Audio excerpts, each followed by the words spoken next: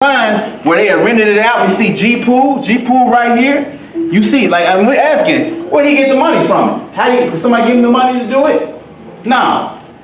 He was a worker. Him and his family spent $750 to get that land, and here it prove it. Just alone in cotton, he made $1,200. He was only paying $120 in rent. So y'all can do some good math. Y'all know he had enough money to spend $750 to buy that land outright. And our ancestors, our people, our family got that history. 15 years after slavery ended, we buying 120 acres. We ain't waiting on nobody. And it didn't end. After we came together as a family, they were still making money. And we didn't just stay stuck in Mississippi. We started reaching out, started investigating. We told you, Jane, she's from Tennessee.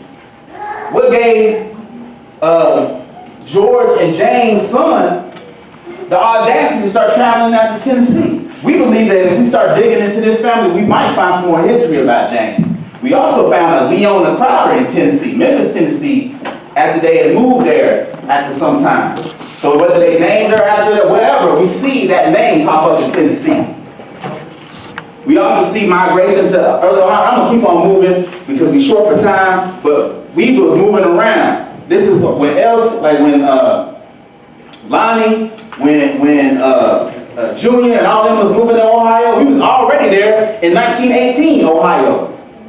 Because Martin Van Pools, his family had moved up there.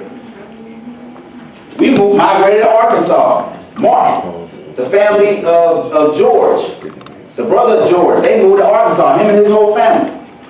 Wrapping it up. All right. What I want y'all to see is that we come from royalty, y'all. I don't know if you know these names, but we was brought through the worst imaginable experiences, and we survived by maintaining large families and businesses, staying connected, didn't letting the foolishness separate us and from doing what was necessary. And so we want to use it as an example, but we also have people right now that's still digging. And so we got people that have done the DNA. We find out that we are West African dominant. We also Central African dominant. We have one of the sisters, right? Sister Lenise, please raise your hand. All right. You can talk to her. We still trying to do the investigations into this. This is traveling back and forth to Africa, to Ghana. You see that? What that say right there? Ivory Coast, Ghana, 21%.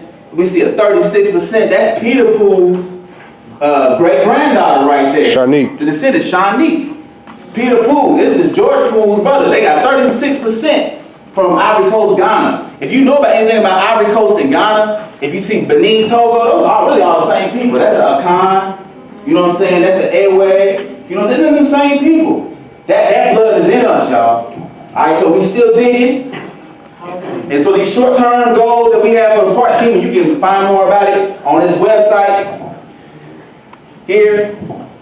But one of the first things I want to say, we want to do a DNA test, at least a paternal, of Bethel Lee Pool. And we're going to be trying to get some funds together to get that test through African ancestry so we can get some specifics about the particular tribes that we come from. Because that can add to the story. It ain't enough to know, but it's enough to know that we was building houses, y'all. Come find, we was building roads.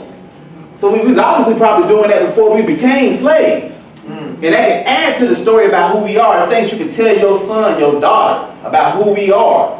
That can help her to make the decisions in her career and her life, you know what I'm saying, about who she is.